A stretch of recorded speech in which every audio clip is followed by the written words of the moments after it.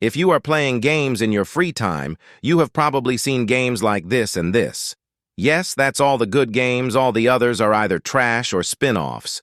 But what do they have in common, you ask? They were published and are owned until today by the same company, Riot Games. But how did this company start from 2 university students to this massive gaming company? Our story begins with those 2 guys, Brandon Beck and Mark Merrill, who were just 2 friends from the University of Southern California where they studied business. And as 90% of college students today, they were spending their time with games, and they noticed a common problem. There was no game that could hold a stable number of players, except Dota.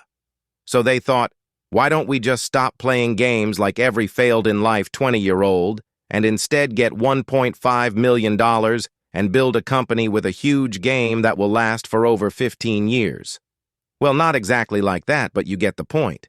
So in September 2006, our 2 friends created Riot Games, and with that, they created and published a better copy of Dota. I mean, a new MOBA game. If you don't know what a MOBA game is, I don't care, go search it up. So the new game with the name League of Legends got published by Riot Games in 2009. Some of you weren't even born yet. F me, I'm getting old. Never mind. I am sorry, I meant League of Legends Clash of Fates. Yea, they understood that the Clash of Fates part is stupid, so they took it off. League of Legends wasn't that great or different than Dota, although for the year 2009 was perfect. But there was another reason that gathered many players. Something that a battle royale game that you definitely never heard about get popular really fast. It was free. So let's just say that as the years were passing, Riot was making more and more money each year until in 2011, a company named Tencent basically bought Riot Games for not that much money. Just $400 million for 93% of Riot, and then in 2015, they bought the other 7% missing for only God knows how much money. There are not much more to say for those year other than Riot Games making a lot of money, and their only basic game being the most played PC game in 2013. Yay, nothing much. Also, they started to organize its professional side by creating championships, with the first taking place back in 2011.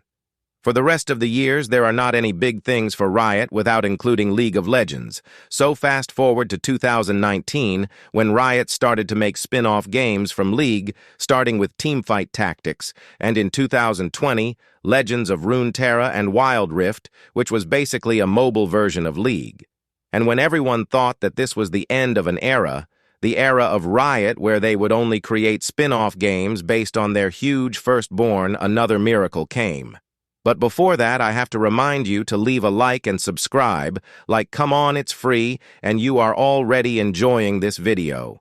So the miracle. In 2020, Riot introduced Valorant to the players, which was basically the child of League of Legends and Counter-Strike. A game that was started developing back in 2014, with Riot spending loads of money on it paid of. Valorant became one of the best FPS games in the world, being compared with giants in this space like CSGO. And then silence. You think again that this is it. Each year you will get another spin-off game, or in maybe 10 years you will see something new again from Riot. And then Riot shined again. But not in the gaming industry. This time, Riot wanted to expand in the movie series industry, so in 2019 they announced Arcane, an animated series based on the lore of League of Legends, which got distributed by Netflix on November 6, 2021. Riot have done it again. They managed to get the Arcane series in the top 10 Netflix charts and is considered by many as the best video game adaptation ever made. And our story ends this year with Riot having a net worth around $21 billion, with a second amazing season for Arcane, insane updates for their games, and probably one of the most popular video game company nowadays.